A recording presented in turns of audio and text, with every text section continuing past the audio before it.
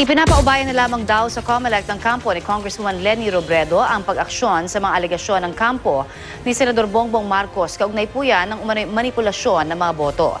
Hinamon din ng kampo ni Robredo ang kampo ni Marcos na idaan sa tamang proseso ang kanilang mga reklamo. Balitang hatid ni Salima Refran. Ang hamon ng kampo ng leading vice presidential candidate Leni Robredo sa kampo ng mahigpit na katunggaling si Senator Bongbong Marcos, idaan sa tamang proseso ang mga reklamo nito.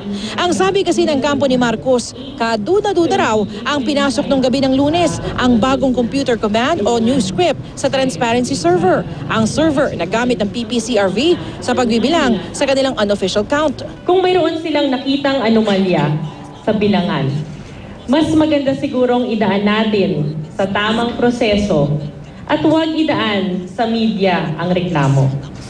Nung pinasok raw kasi ang bagong computer command, nag-umpisa na ang pag-angat ng boto ni Robredo at nanguna na sa vice presidential race. Pwede naman daw ma-check ng kampo ni Marcos ang transparency server para makita ang naging takbo ng mga boto. Nais po naming bigyang linaw na umaakyat pa ho ang boto ni Senator Marcos pagkatapos ng 7:30 p.m.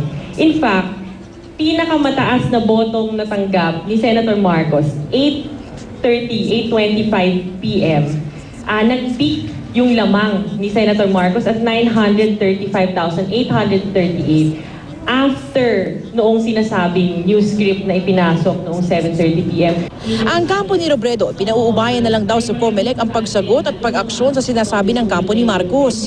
Nagbigay rin ng pahayag ang kampo ni Robredo sa sinabi ni Senator Miriam Defensor Santiago na gumagalaw ang administrasyon para tumaas pa ang numero ni Robredo.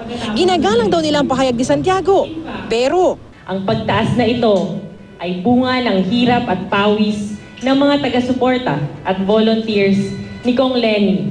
Kaya para sabihin na ito'y minanipula lang ay malaking insulto sa kanilang pagsisikap.